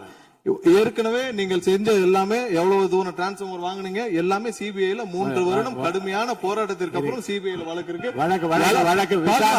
எல்லாம் விரிவாக மின்சாரத்துறை மானிய கோரிக்கை எப்ப பேசிக்கலாம். 2-3 நாட்களில் வெள்ளை அறிக்கை வெளியிடப்படும், அப்போது பேசிக் கொள்ளலாம். வழக்கு விசாரணை உள்ளதை பற்றி மாண்பு அமைச்சர் பேசியது நீக்கப்படுகிறது. லட்சணம் என்ற வார்த்தை நீக்கப்படுகிறது. மாண்பு எதிர்க்கட்சி தலைவர் அவர்கள் இனி குறுக்கீடுக்கு அனுமதி இல்லை. மாண்பு எதிர்க்கட்சி தலைவர் இன்னைக்கு அவங்க பேசி முடிக்கணும். மாண்பு எதிர்க்கட்சி தலைவர் சரி விடுங்க. என்ன சொல்லுங்க, சீர்கமா சொல்லுங்க. மாண்புமிகு பேரவைத் தலைவர் அவர்களே, மாண்புமிகு அமைச்சர் அவர்கள் கடந்த 15 ஆண்டுகளாக என்று ஒரு வார்த்தையை சொல்லியிருக்கிறார். கடந்த 15 ஆண்டுகளுக்கு முன்பாக மாண்புமிகு இதய தெய்வம் புரட்சி தலைவி அம்மா அவர்கள் தமிழகத்துடைய முதலமைச்சராக இருந்த பொழுது தமிழகத்தை மின் மிகை மாநிலமாக மாற்றி தமிழ்நாட்டிற்கு தேவையான மின் உற்பத்தியை விட அதிகமாக உற்பத்தி செய்து அண்டை மாநிலங்களான கேரளா, கர்நாடகா, ஆந்திரா போன்ற மாநிலங்களுக்கு மின்சாரத்தை விற்பனை செய்த மாநிலம் தமிழ்நாடு என்பதை இந்த அவையிலே பதிவு செய்கிறேன். எல்லாம் வெள்ளை அறிக்கை வருகிற போது எல்லாம் வெட்ட வெளிச்சம் ஆகிவிடும். அதுக்கப்புறம் பேசுங்க, நீங்க பேசுங்க. வாங்க எதிர்க்கட்சி தலைவர் அவர்கள்.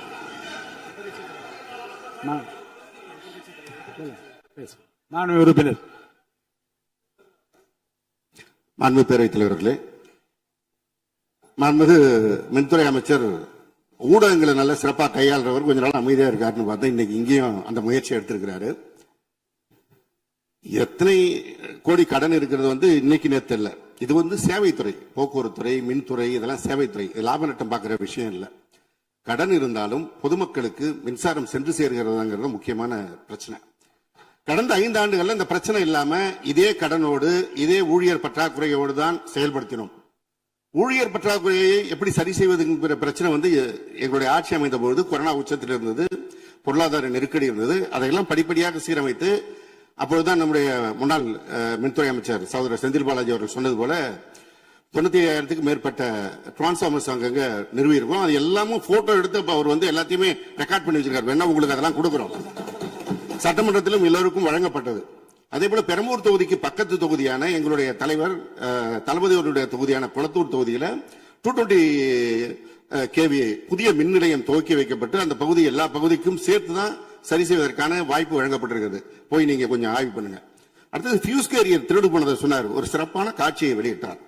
பகல் நேரத்தில் சிறப்பான வெயிலில் ஃபியூஸ் கேரியர் திருடப்படுகிறது. அப்ப திருடு போனது ராத்திரிக்கு தான் கரண்ட் ஆஃப் ஆகுது. எங்கேயோ சர்க்கியூட்டை கரெக்ட் பண்ணி வச்சு அதுல டைமர் வச்சிருப்பாங்க பிறகு. இங்க புடுங்கினா ராத்திரி 7 மணிக்கு மேல தான் அங்க கரண்ட் ஆஃப் ஆகிற மாதிரி டைமர் வச்சு ஃபியூஸ் கேரியர்லாம் புதுசா வந்திருக்குதாங்கிறது எங்களுக்கே சந்தேகமா இருக்கு. பேரவைத் தலைவர் அவர்களே கொஞ்சம் இருங்க. ஒரு புகார் சொல்லுகிற போது இந்த ஃபியூஸ் கேரியர் முன்னவர் மாண்பு பேரவைத் தலைவர் அவர்களே, முன்னாள் மின்துறை அமைச்சர் விளக்கத்தை சொன்னார். அதையே நீங்கள் கோடிட்டு நீங்களும் பல்வேறு விளக்கங்களை சொல்வது இந்த சபையில் உடைய நேரத்தை போக்குவது மட்டுமல்ல, சபைக்கு மீண்டும் உங்களுக்கு பதிலளிக்க வேண்டிய நேரம் இருக்கிறது. எதிர்க்கட்சி தலைவர் அவர்கள் பேச வேண்டிய நேரம் இருக்கிறது. ஆகவே நீங்கள் இந்த நேரத்தை தவிர்த்து நீங்கள் பேசுகிற போது இந்த கருத்துக்களை சொல்லலாம். எதிர்க்கட்சி தலைவர் அவர்கள் நீங்க பேசலாம். முடிச்சிட்டீங்க.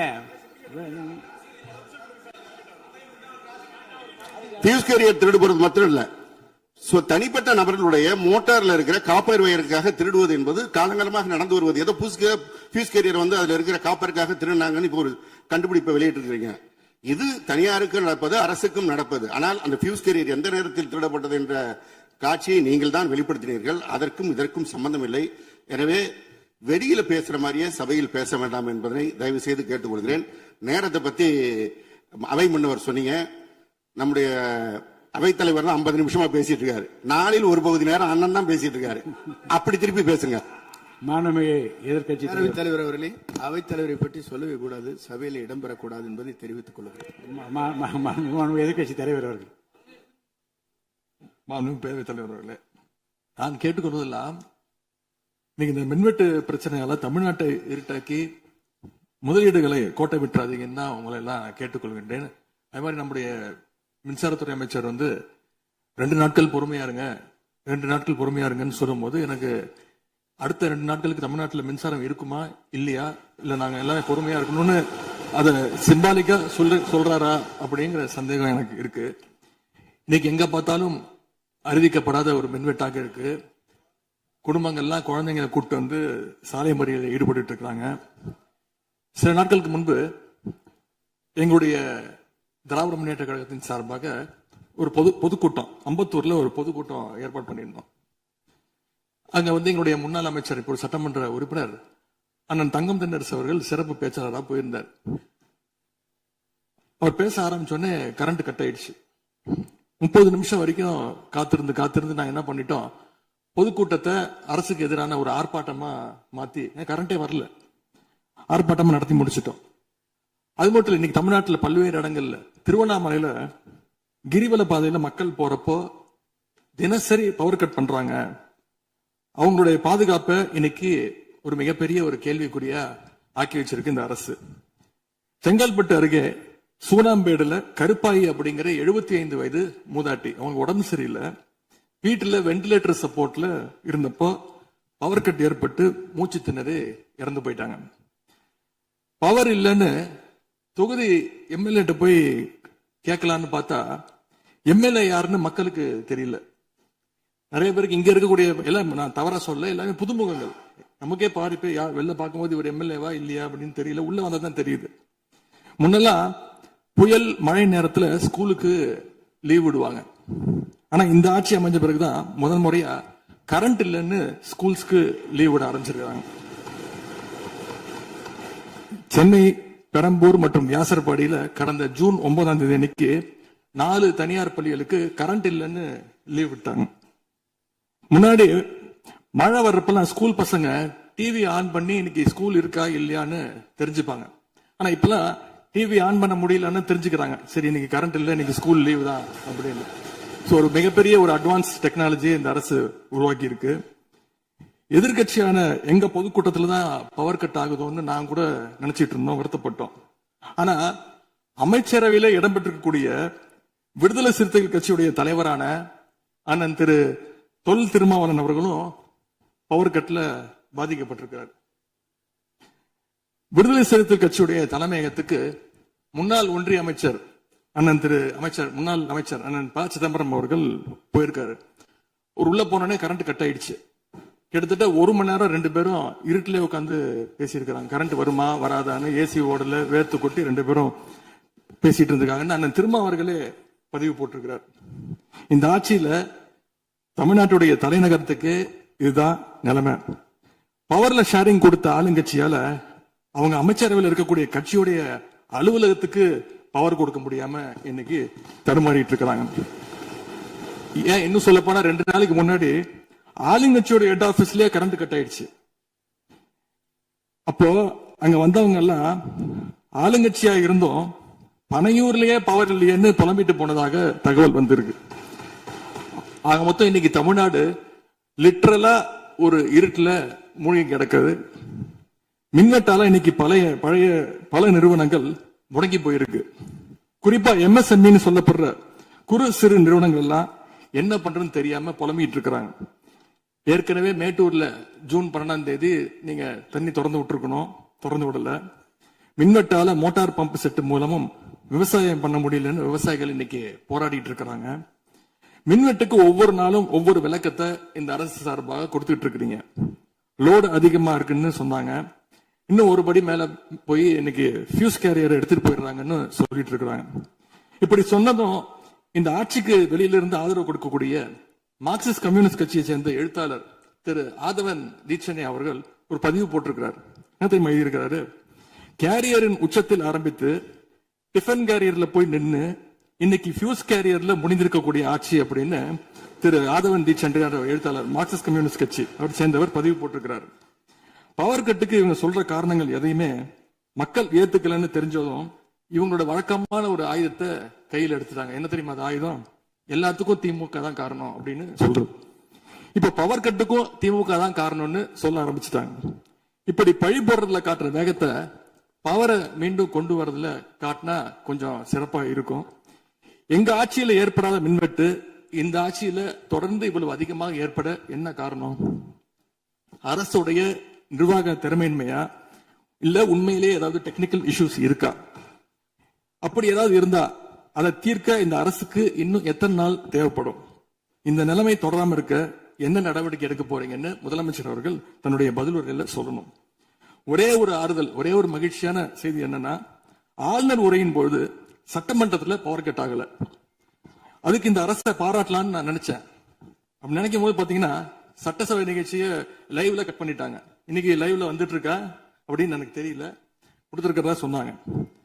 பணு பேரவைத் தலைவர் அவர்களே, எங்களுடைய திராவிட மாடல் ஆட்சி நடந்தப்போ 5 வருஷமும் நாங்க குறுவை சாகுபடிக்காக மேட்டூர்ல இருந்து சொன்ன தேதியில தண்ணீர் திறந்து விட்டுருக்கிறோம். ஆனா புதிய அரசு ஆட்சிக்கு வந்திருக்கக்கூடிய இந்த சமயத்துல மேட்டூர் அணையில நீர் திறக்கிற அளவுக்கு அங்க தண்ணீர் இல்லை. குறிப்பா ஜூன் மாசத்துல 9.91 டிஎம்சி தண்ணீரை தமிழ்நாட்டுக்கு திறந்து விடணும்னு காவிரி நதிநீர் மேலாண்மை ஆணையம் கர்நாடகாவுக்கு உத்தரவு போட்டது. ஆனா இந்த நிமிஷம் வரைக்கும் அந்த உத்தரவை கர்நாடகா நிறைவேற்றல. அதை நிறைவேற்ற முதலமைச்சர் என்ன செய்ய போறாருன்னு பதிலுரையில சொல்லணும். அதேபோல் டெல்டாவில் 6 லட்சம் ஹெக்டர் அளவுக்கு குறுவை சீசன்ல குறுவை சாகுபடி ஆகும். இந்த முறை மேட்டூர் அணையில தண்ணீர் திறக்காததால அரசு அறிவிச்சிருக்கக்கூடிய குறுவை சிறப்பு தொகுப்பு ஸ்பெஷல் பேக்கேஜ் 134 கோடி ரூபாய்க்கு அறிவிச்சிருக்கிறீங்க. அது பத்தலன்னு இன்னைக்கு விவசாயிகள் போராடிட்டு இருக்கிறாங்க. சிறப்பு தொகுப்பு கஷ்டத்தை போக்காது, உரிய நிவாரணத்தை விரைவா அறிவிக்கணும்னு விவசாயிகள் எல்லாம் போராடிட்டு இருக்கிறாங்க. அதனால் டெல்டா விவசாயிகளின் சார்பாக ஒரு கோரிக்கையை முதலமைச்சர் அவர்களுக்கு வைக்க விரும்புகிறேன். தமிழ்நாடு முழுக்க போராடிட்டு இருக்கக்கூடிய அனைத்து விவசாய சங்க பிரதிநிதிகளையும் அழைச்சு முதலமைச்சர் அவசரமாக ஒரு ஆலோசனை கூட்டத்தை நடத்த வேண்டும். காலதாமதம் இல்லாம விரைவா அந்த கூட்டம் நடத்தப்பட வேண்டும்னு கோரிக்கை வைக்கிறேன். அவங்களுடைய கோரிக்கைகளை நிறைவேற்றி கொடுக்கிறதுக்கான அனைத்து நடவடிக்கைகளையும் அரசு எடுக்க வேண்டும். விவசாயிகளுக்கு இன்னொரு பெரிய பிரச்சனையும் ஏற்பட்டிருக்கு. தேர்தலுக்கு முன்பு நீங்க சொன்ன வாக்குறுதி 5 ஏக்கர் வரைக்கும் நிலம் வச்சிருக்கிற விவசாயிகளுக்கு முழுமையான பயிர்க்கடி தள்ளுபடின்னு நீங்க தான் சொன்னீங்க. ஆனா விவசாயிகளை இன்னைக்கு சிறு குறு விவசாயிகள்னு பிரிச்சு அதுலயே நிறைய ஸ்லாப்ஸ் ஏற்படுத்தி வச்சிருக்கிறீங்க. 1 லட்சம் அளவுக்கு கடன் வாங்கி இருந்தா 5000 ரூபாய் வரைக்கும் தான் தள்ளுபடி கிடைக்கும் அப்படின்ற நிலைமையை இன்னைக்கு உருவாக்கி இருக்கீங்க. அதுக்கப்புறம் அதுலயும் ஒரு சேஞ்ச் கொண்டு வந்தீங்க. 75,000 ரூபாய் வரைக்கும் வாங்கினவங்களுக்கு முழு தள்ளுபடின்னு சொல்லி இருக்கிறீங்க. இப்போ அதுல இன்னொரு சேஞ்ச் என்னன்னா, ஒரே குடும்பத்தில் உள்ள 3 நபர்கள் வரை கடன் பெற்றிருந்தாலும் தற்பொழுது ஒரு குடும்ப அட்டைக்கு விவசாயியா பிறக்கணும்னு ஆசைப்படுறேன்னு முதலமைச்சர் சொல்லியிருக்கிறார். ஆனா இன்னொரு பக்கம் விவசாயிகள் மேல தடியடியும் நடத்தி இருக்கீங்க. விவசாயியா பிறக்க இன்னொரு ஜென்மம்லாம் தேவையில்லை, எப்ப நினைச்சாலும் போய் விவசாயி ஆயிடலாம். ஆகவே வெற்று வார்த்தைகளால விவசாயிகளை ஏமாத்தாம இந்த அரசு செயல்படணும்னு நாங்க விரும்பி கேட்டுக்கொள்கின்றோம். மேட்டூர் அணையை திறக்காது, மேகதாது அணை பிரச்சனை, பயிர்க்கடன் தள்ளுபடியில ஏமாற்றம்னு இந்த 1 மாசத்துல மட்டும் விவசாயிகள் பல சோதனைகளை சந்திச்சிருக்கிறாங்க. இன்னும் பேரவைத் தலைவர் அவர்களே, இன்னொரு முக்கியமான விஷயம், இந்த ஆட்சியில அரசு பள்ளிகள்ல நடக்கிற கூத்தெல்லாம் பார்க்கும்போது ரொம்ப அதிர்ச்சியாக இருக்கின்றது. முன் எப்போதும் இல்லாத வகையில அரசு பள்ளிகளுக்குள்ள சட்டமன்ற உறுப்பினர்கள் போறாங்க. தப்பில்ல, போகணும், ஆய்வுகள்லாம் செய்யணும். ஆனா பள்ளி மாணவர்கள் மத்தியில மோசமான கருத்துக்களை கொண்ட பாடல்களை எல்லாம் ஒளிபரப்பி எல்லாரும் டான்ஸ் ஆட சொல்றாங்க. முதலமைச்சரோட போட்டோ மாற்றுறதோ பாடல் போடுறதோ இங்க பிரச்சனை கிடையாது. ஆனா அவங்க என்ன பாட்டை மாணவர்கள் மத்தியில போடுறாங்க அப்படிங்கிறது தான் இங்க இருக்கக்கூடிய பிரச்சனை.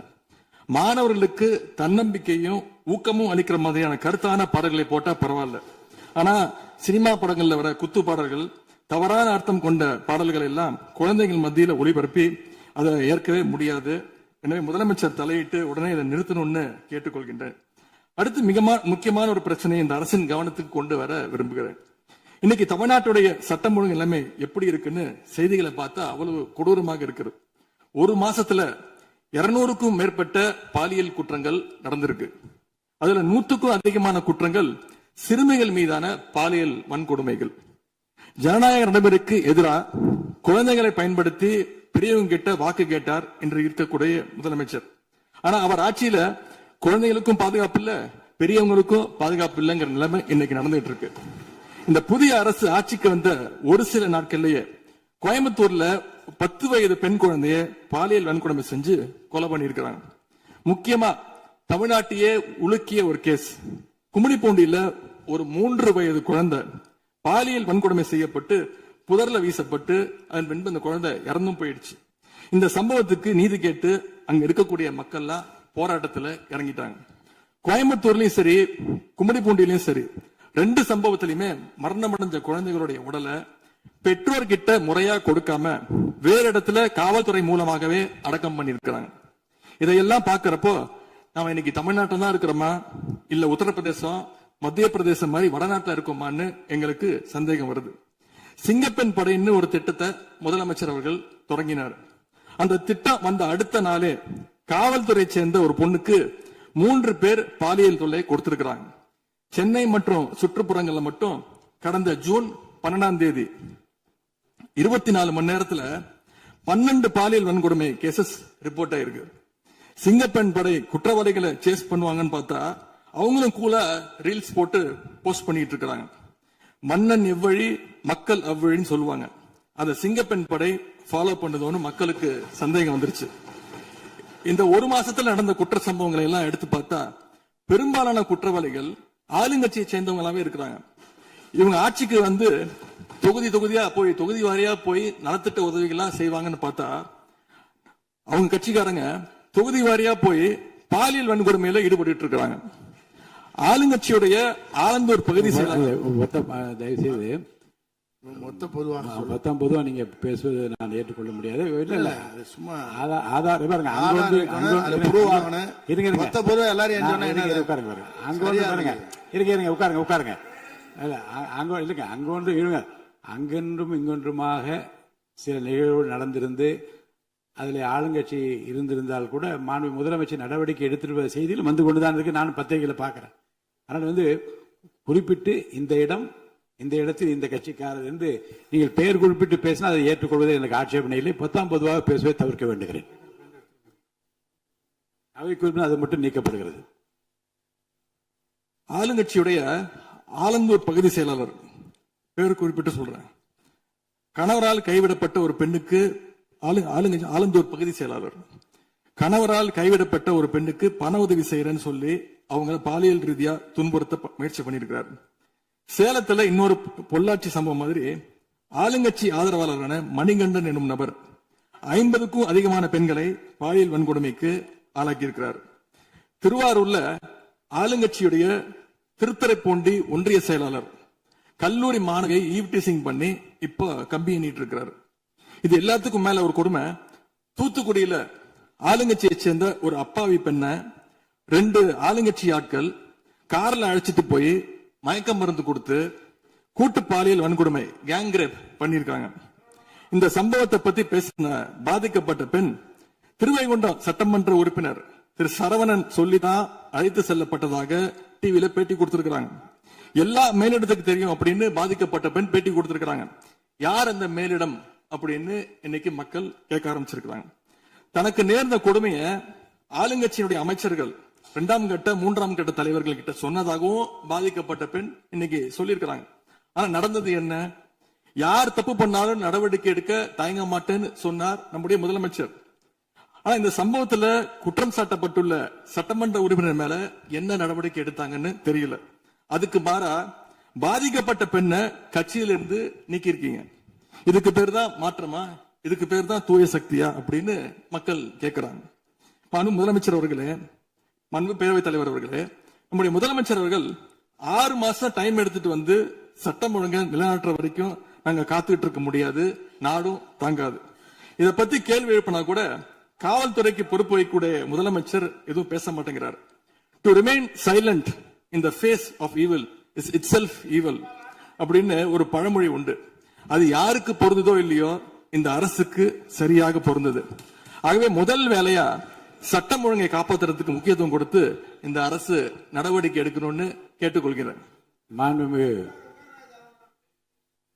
மாண்புமிகு எதிர்கட்சி தலைவர் அவர்கள் ஆளுநர் உரைக்கு நன்றி தெரிவித்து ஆளுநர் உரை பற்றி பேசுவார் என்று உங்களைப் போல நான் ஆர்வமாக எதிர்பார்த்துக் கொண்டிருக்கிறேன். ஆதாரம் இல்லாமல் குற்றச்சாட்டுகளை தவிர்க்க வேண்டும் என்று நான் கேட்டிருக்கிறேன். நீங்கள் கொடுத்திருக்கிற அந்த ஆதாரங்களை எல்லாம் உன்னிப்பாக மாண்புமிகு முதலமைச்சர் கவனித்துக் கொண்டுதான் இருக்கிறார், குறிப்பீடு எடுத்துக் கொண்டிருக்கிறார். அவர் நாளை உங்களுக்கென்று நமக்கென்று அவர் பதிலளிக்கவும் காத்திருக்கிறார். எனவே பொதுவாக குற்றச்சாட்டுகளை கூறுவதை விடுத்துவிட்டு நேரடியாக விவாதத்திற்கு வரும்போது மாண்புமிகு பொதுப்பணித்துறை அமைச்சர்கள் பதில் சொன்ன பிறகு நான் சொல்கிறேன். பொதுப்பணித்துறை அமைச்சர் அவர்கள். மாண்புமிகு பேரவைத் தலைவர்களே, உறுதியாக சட்டமன்ற உறுப்பினர்கள் எதிர்க்கட்சி தலைவருடைய அனைத்து கருத்துகளுக்கும் மாண்புமிகு முதலமைச்சர் அவர்கள் நாளைக்கு பதில் சொல்ல போறாரு. அதற்கு முன்பு ஒரே ஒரு குறிப்பு. ஏன்னா போன ஆட்சியில துணை முதலமைச்சரா எதிர்க்கட்சி தலைவர் இருந்தாரு. அவருக்கு ஒரு பதிவு பண்றேன். வேணாலும் இதை இந்த அவை முடிந்த பிறகு அவரே ஆராய்ந்து சொல்லட்டும். As per the NCRP report for 2024, the number of the crimes against children reported in the state increased by the more than 40% in 2024, with 10,046 cases registered compared to 6,968 cases in 2023. அன்றைக்கு திராவிட முன்னேற்ற கழகத்துடைய முதலமைச்சராக இருந்த திரு மு.க. ஸ்டாலின் அவர்களுடைய ஆட்சியில், நீங்கள் டெப்டி சிஎம்மாக இருந்த ஆட்சியில் 2023 இருந்து 2024க்குள் ஒரு வருடத்தில் 40% போஸ்கோ ஆக்ட், அதாவது குழந்தைகளுக்கு பாதிப்பு ஏற்பட்டது யாரோட அறிக்கைன்னா என்சிஆர்பி. இதற்கு முக்கிய காரணம் ட்ரக்ஸ். 6 வருடங்களுக்கு முன்பு ட்ரக்ஸ் தமிழ்நாட்டில் கிடையாது, இது எல்லோருக்கும் தெரியும். ஆனால் இந்த 5 வருடத்தில் ட்ரக்ஸுக்கான பிரச்சனைகளை எத்தனை முறை ரிவ்யூ மீட்டிங் போட்டு சரி செய்யப்பட்டது. அன்று டெப்டி சிஎம் இருந்தவர் இந்த 40% கிட்டத்தட்ட 6,968 இருந்து 10,046 காசா இன்கிரீஸ் ஆயிருக்கு உங்களுடைய ஆட்சியில. எந்த நேரத்தில் டெப்டி சிஎம் இருந்து இந்த போஸ்கோ வழக்குகளை நீங்கள் ரிவ்யூ மீட்டிங் பண்ணி குறைச்சீர்கள்? நாங்கள் இந்த 40 நாள்ல கடுமையாக ரிஃபார்ம்ஸ் பண்ணிட்டு இருக்காரு எங்களுடைய முதலமைச்சர். ஒட்டுமொத்த காவல்துறை ரிஃபார்ம்ஸ் ஒர்க் நடந்துட்டு இருக்கு. அதுல சிங்கப்படைன்னு ஒரு கேலி கிண்டல் பேசுற மாதிரி பேசிட்டு இருக்கீங்க. அதுக்கான ரிஃபார்ம்ஸ் பண்றதுக்கு என்ன டைமோ அந்த டைம் எடுத்துட்டு ஒர்க் பண்ணிட்டு இருக்கோம். காவல்துறையுடைய ஒட்டுமொத்த ட்ரக்ஸ் இஷ்யூ வந்து கடந்த 5 வருடங்களாக நீங்க சரி செய்யல. அந்த ட்ரக்ஸ் எதிர்கொள்றவங்க தான் ரேப் பண்ணப்படுறாங்க. நீங்க சொல்றீங்க தமிழக வெற்றி கழகத்தோட ஆளுங்கட்சின்னு. திராவிட முன்னேற்ற கழகத்துல எத்தனை பேர் வந்து 2 வயசு குழந்தைகளை வந்து ரேப் பண்ண திராவிட முன்னேற்ற கழகம் ஆதாரம் இல்லாம நீங்களும் ஆதாரம் இல்லாம சொல்லக்கூடாது. ஆதாரம் இருக்கு. பேரை சொல்லுங்க, ஊரை சொல்லுங்க, எந்த வழக்கு போலீஸ் ஸ்டேஷன் சொல்லுங்க. நீங்க சொல்லக்கூடாது. பேரவைத் தலைவர்களே, ஆதாரத்தை நாளைக்கே நான் சப்மிட் பண்றேன். நாளைக்கே சப்மிட் பண்றோம். அதாவது நாங்கள் பதிவு பண்ணுவது நாங்கள் என்ன இல்ல நான் பேசி முடிச்சிடுறேன். நாங்க பேசி முடிச்சிடுறோம். அதுக்கப்புறம் கருத்து சொல்ல. அதாவது ஒரு கட்சியில நான் பேசி முடிச்சிடுறேன். ஒரு கட்சியில கோடான கோடி மெம்பர்ஸ் இருப்பாங்க. 1 கோடி பேர், அவங்க 2 கோடி பேர் சொல்லுவாங்க. நாங்க அது மாதிரி 1 கோடி பேர் 2 கோடி பேர் சொல்லுவோம். அதுல சில பேர் செய்யக்கூடிய தவறுகளை உடனடியாக கவனித்து வரும் பொழுது யார் யாரெல்லாம் தவிர உடனடியாக கைது செய்யப்பட்டிருக்காங்க. இது திமுக அதிமுக மித்த கட்சி பிரச்சனைகள் கிடையாது. எந்த நபர் தவறு செய்தாலும் கட்சியின் அடிப்படையில் எந்த சட்டம் ஒழுங்கு கிடையாது. எங்களுடைய மாண்புமிகு முதலமைச்சருடைய தலைமையில் சட்டம் ஒழுங்கு நேர்மையான முறையில் மாற்றப்பட்டிருக்கு, கட்சிக்கு அப்பாற்பட்டு. இதை நாங்கள் பதிவு செய்கிறோம். அதனால மாண்புமிகு துணை முதலமைச்சர் அவர்கள் எந்த அளவுக்கு போஸ்கோ கேஸும் ட்ரக்ஸோட இஷ்யூஸும் 2021-26 அதிகமாகிறத உங்களுடைய ஆய்வை நீங்கள் மேற்கொள்ளுங்கள், எழுதி வைத்துக் கொள்ளுங்கள். 6 மாதத்துக்குள் சட்டம் ஒழுங்கு இந்தியாவில் எந்த அளவிற்கு ஒரு உதாரணமாக இருக்குமோ பெண் பாதுகாப்புக்கும் குழந்தைகள் பாதுகாப்புக்கும் ஒரு நேர்மையான ஆட்சியை எங்கள் தலைவர் கொடுப்பாருங்க நாங்கள் பதிவு பண்றோம். மாண்புமிகு எதிர்க்கட்சி தலைவர் அவர்கள் சொல்லிட்டேங்க. சொல்லியாச்சு, ஏற்கனவே சொல்லியாச்சு. பேரவைத் தலைவர் ரிஃபார்ம் பண்ணிட்டு இருக்கீங்கன்னு சொல்றீங்க, பண்ணுங்க. தூத்துக்குடியில என்ன ஆக்ஷன் எடுத்திருக்கீங்க அதை மட்டும் தெரிஞ்சுக்க விரும்புறேன். தூத்துக்குடியில ஒரு இன்சிடென்ட் சொன்னல உங்களுடைய சட்டமன்ற உறுப்பினர், அதுக்கு மட்டும் கொஞ்சம் விளக்கம் கொடுத்தீங்கன்னா நல்லா இருக்கும். அதே போல தமிழ்நாட்டுக்கு வர வேண்டிய மிகப்பெரிய தொழில் முதலீடுகள் எல்லாம் இன்னைக்கு பக்கத்து மாநிலங்களுக்கு போகிறதாக பத்திரிகையிலையும் மேகசின்ஸ்லயும் தொடர்ந்து செய்திகள் வந்துட்டு இருக்கு. தொழில்துறை கைடன்ஸ் தமிழ்நாடு அமைப்புகள்ல முந்தைய ஆட்சியில் இருந்தக்கூடிய அதிகாரிகளை திடீர்னு மாத்தினதும் ஒரு தவறான முடிவுன்னு நாங்க கருதுறோம். இதனால தமிழ்நாடு பாதிக்கப்பட்டிருக்கு அப்படின்னு பத்திரிகைகளை தொடர்ந்து அறிக்கைகள்லாம் வந்துட்டு இருக்கு. இதற்கு இடையில ஆளுநர் உரையில தலைமைச் செயலாளர் தலைமையில தமிழ்நாடு இன்வெஸ்டர் ப்ரமோஷன் கமிஷன் என்ற பேர்ல ஒரு புது அமைப்பு உருவாக்கப்படும்னு அதை தெரிவிச்சிருக்கிறீங்க. அப்படின்னா இப்ப சிறப்பா செயல்பட்டு வருகின்ற கைடன்ஸ் தமிழ்நாடு அமைப்பு என்னவாகும் அப்படின்னு முதலமைச்சருடைய பதிலுரையில சொல்லணும்னு நாங்க விரும்புறோம். மாண்புமிகு பேரவைத் தலைவர் அவர்களே, இந்த அரசு முன்னாடி இவ்வளவு பிரச்சனைகள் இருக்கு, ஏகப்பட்ட பிரச்சனைகள் இருக்கு. இதையெல்லாம் தீர்க்க முயற்சி பண்ணாம அடுத்த கட்சி ஆட்களை இழுக்கிற வேலையை தான் நீங்க எல்லாம் முழு வீச்சுல செஞ்சுட்டு இருக்கீங்க. இந்த அரசின் மீதான நம்பிக்கை வாக்கெடுப்பின் போது நான் குறிப்பிட்டு சொன்னேன், புதுமையான ஆட்சின்னு சொன்னீங்க, கடைசியில புஷ்பா பட ஆட்சியை கொடுத்திருக்கீங்கன்னு குறிப்பிட்டு பேசியிருந்தேன். அந்த அளவுக்கு குதிரை பேரம் தொடர்ந்து நடந்துகிட்டு இருக்கு. அப்படி பேசின அப்புறமாவது எதிர்க்கட்சி தலைவர்களுக்கு இந்த குதிரை பேரம் கழுதை பேரம் என்பதை பற்றி எல்லாம் பேசுவதற்கு இடமல்ல. இது ஆதாரம் இல்லாமல் எந்த பேரத்தை பற்றி பேசுவதை நான் அனுமதிக்க முடியாது. நீங்க அடுத்த இதுக்கு போலாம். 3 சீட்டர் சோஃபா 3 சீட்டர் சோஃபா இன்னைக்கு 5 சீட்டர் சோஃபாவா அப்கிரேட் பண்ணிருக்கீங்க. ஏற்கனவே சோஃபா அனுப்பி அடுத்த கட்சி எம்எல்ஏக்கெல்லாம் இழுத்துக்கிட்டு இருந்தீங்க. இன்ஸ்டா மார்ட்ல பொருட்களை வாங்குற மாதிரி இன்ஸ்டன்டா எம்எல்ஏக்களை வாங்கிட்டு இருக்கீங்க. வாங்கி ராஜினாமா செய்ய வச்சு விட்டு இருக்கீங்க.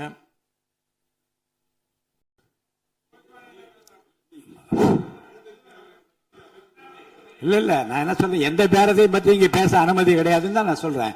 நீங்க உதாரணம் சொல்றீங்க, திடீர்னு எடுத்த உடனே குதிரை பேரன்னு சொல்லுவது, அப்புறம் இன்னொரு பேரம் என்று சொல்லி மாண்புமிகு உறுப்பினர் வந்து சோஃபான்னு சொல்றாரு. நான் என்ன சொல்றேன்னா, எதையும் சொல்லுவதற்கு இந்த அவைக்கு உரிமை உண்டு. ஆனால் சொல்லுவதிலே உண்மை இருக்க வேண்டும். உண்மைக்கு மாறான தகவல்களுக்கு இங்க இடம் இல்லை.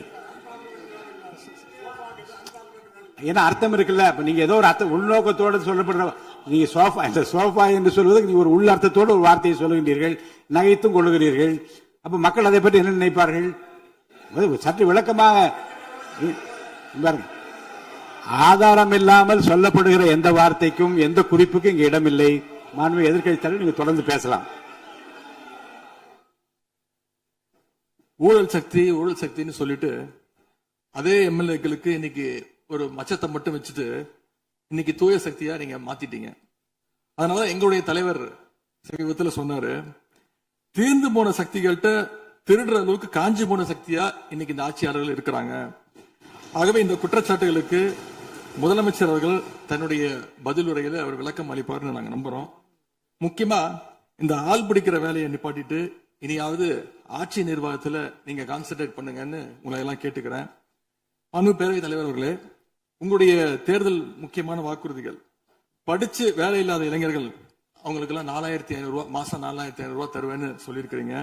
அது சீக்கிரம் 6 மாசத்துல கொடுங்க. மகளிருக்கு நீங்க சொன்ன உரிமை தொகை மாதம் 2,500 ரூபாய் உரிமை தொகை, வருஷத்துக்கு 6 கேஸ் சிலிண்டர், தாய்மாமன் சீர், இதெல்லாம் 6 மாசத்துல கொடுப்பீங்கன்னு நான் நம்புறோம். எல்லாம் எப்படி கொடுக்க போறீங்க அப்படின்னு ஒரு டைம் லைனை முதலமைச்சர் தன்னுடைய பதிலுரையில சொல்லணும்னு கேட்டுக்கிறோம். அதேபோல் சட்டம் ஒழுங்கு சீர்கேடு, மின்வெட்டு, விவசாயிகள் பிரச்சனை ஆகியவற்றில் முதலமைச்சர் அவர்கள் தலையிட்டு உடனடியாக ஒரு தீர்வு காண வேண்டும். ஆளுநர் உரையில இதற்கான விளக்கம் இல்லாததால முதலமைச்சருடைய பதில் உரையாவது இதெல்லாம் இருக்கும்னு நாங்க எதிர்பார்க்கிறோம். இப்ப நான் கேட்டதுக்கெல்லாம் வழக்கம் போல பழக்க தோஷத்துல எல்லாத்துக்குமே திமுக தான் காரணம்னு எங்க மேல பழைய தூக்கி போடாம தப்பிச்சுக்காம தீர்வை நோக்கியதா முதலமைச்சருடைய பதில் இருக்கணும்னு நான் விரும்பி கேட்டுக்கொள்கின்றேன். ஆளுநர் உரையில இருமொழி கொள்கை, மாநில உரிமை, சமூக நீதி, மகளிர் முன்னேற்றம்னு திமுக சொன்னதையே ப்ளூ பிரிண்டா ஃபாலோ பண்ணி இந்த அரசுடைய கொள்கை முடிவுகளா அறிவிச்சிருக்கிறீங்க. இதை நாங்க வரவேற்கிறோம். மற்றபடி ஆளுநர் உரையில தமிழ்நாட்டுடைய வளர்ச்சிக்கான ரோடு மேப் எதுவும் இல்லைன்னு கூறிக்கொண்டு முழுக்க முதலமைச்சருடைய புகழுரையாகத்தான் இந்த ஆளுநரை அமைஞ்சிருக்குன்னு சொல்லி வாய்ப்புக்கு நன்றி கூறி விடைபெறுகின்றேன். நன்றி, வணக்கம்.